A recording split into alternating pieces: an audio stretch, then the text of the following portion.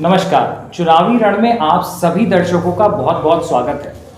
जैसा कि आप जानते हैं कि चुनावी रण में हम डेल्टा कॉलोनी के तीनों कॉलोनीज जो हैं उनके सभी प्रत्याशियों का एक एक इंटरव्यू कर रहे हैं और उनके विकास एजेंडा से संबंधित क्वेश्चन उनसे पूछ के आप तक पहुंचाते हैं। तो इसी संदर्भ में आज हम मौजूद हैं सूर्यनगर में सी ब्लॉक में, और हम मौजूद हैं श्री कृष्ण खेमका जी के साथ उनके कार्यालय में, और आज हमसे उनसे चर्चा करेंगे उनके विकास एजेंडा पे। तो कृष्ण जी, आपका बहुत बहुत स्वागत है हमारे प्रोग्राम। बहुत बहुत धन्यवाद, स्वागत है आपका। तो कृष्ण जी, सबसे पहले तो हम आपका एक ब्रीफ परिचय जानना चाहेंगे, जिसमें आप कब से इस वार्ड के निवासी हैं, आपका शैक्षिक स्तर क्या है और आपका पेशा क्या है, वो जानना चाहेंगे। मैं सर्वप्रथम डेल्टा न्यूज़ जो हमारे पांचों कॉलोनियों में चलती है, आज मेरे समक्ष आप मेरा इंटरव्यू लेने आए हैं, मैं आपका आभार प्रकट करता हूं। मैं इस क्षेत्र में 1993 में सी ब्लॉक में सूर्यनगर में रहने आया था। लगभग 30 वर्षों से मैं इस क्षेत्र में रह रहा हूं और शैक्षिक योग्यता के हिसाब से मैं LLB क्वालिफाइड हूं। मैंने MBA किया हुआ है फाइनेंस मार्केटिंग में, और मैं गवर्नमेंट अप्रूव्ड फाइनेंशियल एडवाइज़र भी हूं, और मेरा पेशा जो है फॉरेन ट्रेड कंसल्टेंसी का है। मैं लगभग 25 से 30 वर्षों से इसी कार्य में अपने प्रोफेशन में लगा हूं। कृष्ण खेमका जी, अब अगर आपको जनता का आशीर्वाद मिलता है यहाँ पे, तो क्या वो प्रमुख समस्याएं रहेंगी जिन पे आप काम करेंगे अगर आप निर्वाचित हो जाते हैं? सबसे मूलभूत व्यक्ति की जो आवश्यकता होती है वो होती है जल, जिससे व्यक्ति का जीवन चलता है।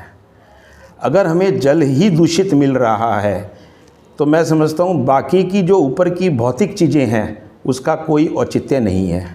मैं सबसे पहले जल पे काम करूँगा। स्वच्छ जल हमारा मूलभूत अधिकार है, वो हमें हर व्यक्ति तक पहुँचना चाहिए। मैं सबसे पहले जो भी यहाँ पर लाइनें, पुरानी लाइनें बिछी हुई हैं 40 साल पुरानी, निश्चित तौर पे वो सारी लाइनें गल चुकी हैं। सीवर उनके साथ में मिक्स है। अभी पीछे सरकार ने काम किया है इस पर और नई लाइनें भी ढली हैं, लेकिन वो अभी पूरी तरह से नहीं डल पाई हैं। कहीं डल गई हैं तो उनका कनेक्शन जो है वो पुरानी लाइनों से ही है, तो उसका परिणाम ये है कि वो नई लाइनें ढलकर भी पानी दूषित आ रहा है, या पानी में मिट्टी आ रही है, या कई कनेक्शन नहीं हुए हैं। तो मेरा प्रयास सबसे पहले ये होगा कि पूरे वार्ड को एक एक घर में स्वच्छ जल उनको मिले, उसके लिए पूरी लाइन बिछाई जाए। मैं पूरी टीम वर्क के साथ काम करूंगा और अपनी आदर्श सरकार को साथ में लेते हुए, उनका आशीर्वाद लेते हुए, सर्वप्रथम मैं जल पे काम करूंगा कि हर व्यक्ति को स्वच्छ जल मिले। हर वार्ड में हर व्यक्ति जल के मामले में कभी भी ये ना हो कि मैं दूषित जल ले रहा हूँ, उसको बाहर से लेके जल को इस्तेमाल करके अपना जीवन यापन करना पड़ रहा है। उसके बाद में आ जाती है भौतिक चीज़ें। सीवर, अगर जल हमें अगर साफ़ मिल रहा है तो हमें सीवर समस्या अगर हमारे साथ है तो उससे क्षेत्र में क्या होता है, एक तो गंदगी फैलती है, मच्छर होती है, बीमारियां फैलती हैं। तो सीवर समस्या को भी बहुत ही प्रमुखता से देखा जाएगा, और जिस जगह सीवर ओवरफ्लो हैं, जहाँ पर सीवर की समस्या है, वहाँ अगर ज़रूरत हुई तो नई लाइन डाली जाएगी। अगर सीवर में कोई सफाई होके होता है तो उसको सफाई करवाया जाएगा, और सीवर समस्या से भी पूर्णतः निजात दिलाया जाएगा क्षेत्र का। उसके पश्चात जो भौतिक, अगर मैं बात करूं तो भौतिक रूप से पार्कों की सुंदरता। कोई भी क्षेत्र जब सुंदर लगता है जब उस क्षेत्र का सड़क, पार्क, सौंदर्यीकरण हो, उसका अच्छा हो। मैं प्रयास करूंगा कि सबसे पहले उन पार्कों को ही मैं विकास करूं, उनके अंदर बाउंड्री वॉल प्रॉपर बने, घास की कटाई हो, परमानेंट माली हो, पेड़ पौधे सुंदर लगे हों और उनको सौंदर्यीकरण किया जाए उसका। तत्पश्चात सड़कों पे देखूंगा, सड़कों पे कोई गड्ढा मुक्त हमारा वार्ड होगा। सारी सड़कें जो बन चुकी हैं वो तो ठीक है, उसके बाद जो सड़कें रह गई हैं उन सड़कों को एक नाप के एक इंच कोई भी सड़क मैं छोड़ूंगा नहीं, उस सड़कों पे काम करूंगा। और उसके बाद मैं अलकनंदा का सबसे बड़ा एक मुद्दा है जो है अपना अलकनंदा का नाला। ये समस्या बहुत समय से चल रही है और ये बहुत ही विकराल समस्या है। अलकनंदा के निवासियों के लिए तो वो अभिशाप है। वो मैं ये तो नहीं कहता कि मैं रातों रात उसको वरदान में बदल दूंगा, लेकिन ये मैं विश्वास मानना, मैं अलकनंदा के निवासियों को मैं आश्वासन देता हूँ, मैं उनके साथ बैठ के रोड मैप बनाऊँगा और निश्चित तौर पे कोई ऐसा करके दिखाऊँगा जिससे उनको बदलाव आए। तो हमारे दोनों गेट जो है वो हमें कभी भी अनुभूति यही नहीं कराते कि हम सूर्यनगर वार्ड, जो कि एक बहुत अच्छा वार्ड, जो राजस्व में मैं समझता हूँ कहीं सबसे पहले स्थान पर होगा और वोटिंग करने में भी एक नंबर रहेगा किसी भी चुनाव में, चाहे वो विधानसभा है चाहे लोकसभा है, तो क्यों नहीं इस सूर्यनगर वार्ड की एंट्री को बहुत ही सौंदर्यीकरण करके बहुत अच्छा बनाया जाए। जैसे नोएडा में एंटर करते हैं, चारों तरफ आपको फुहारे नज़र आते हैं।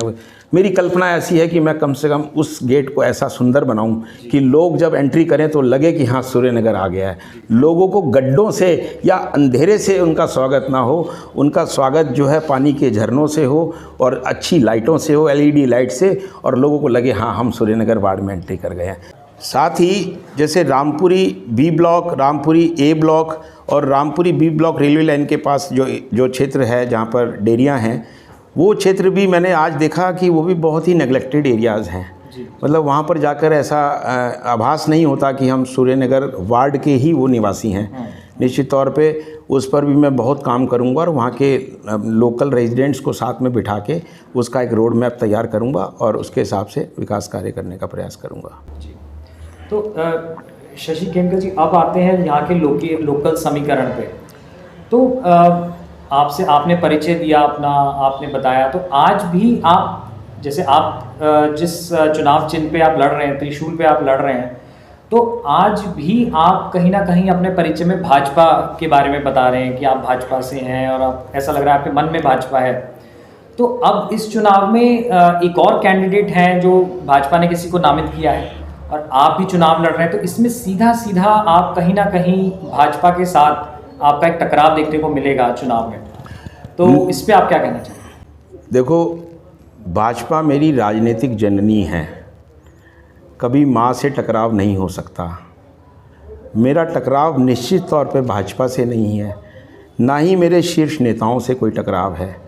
मेरा टकराव केवल एक जो टिकट का वितरण किया गया है, वो वितरण का जो निर्णय हुआ है वो गलत हुआ है।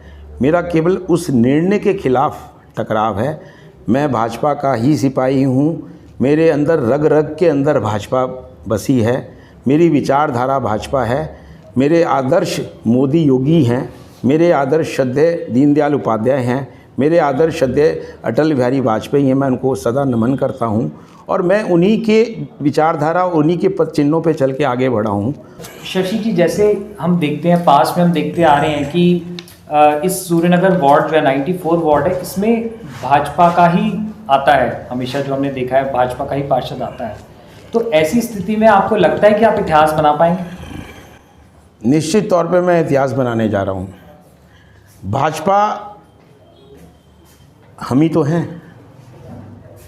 भाजपा को यहाँ पर आगे बढ़ाने वाला, जो कार्य करने वाला हूँ, मैं पिछले 30 वर्षों से लगा हूँ। वही तो मेरे सब भाजपा समर्थक हैं जो मेरे साथ हैं। तो मैं निश्चित तौर पे भाजपा के लिए ही आगे काम किया, तो मेरा चेहरा तो भाजपा के रूप में ही नज़र आता है।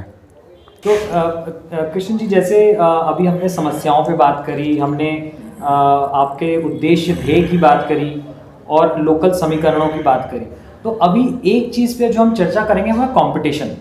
तो आपके क्षेत्र में हम देखते हैं काफ़ी सारे लोग कैंडिडेट उतरे हैं मैदान में, काफ़ी सारे हैं। इस बार तो खूब हॉट सीट बनी हुई है यहाँ पे सूर्यनगर। तो उस कंपटीशन से आप कैसे निपटेंगे?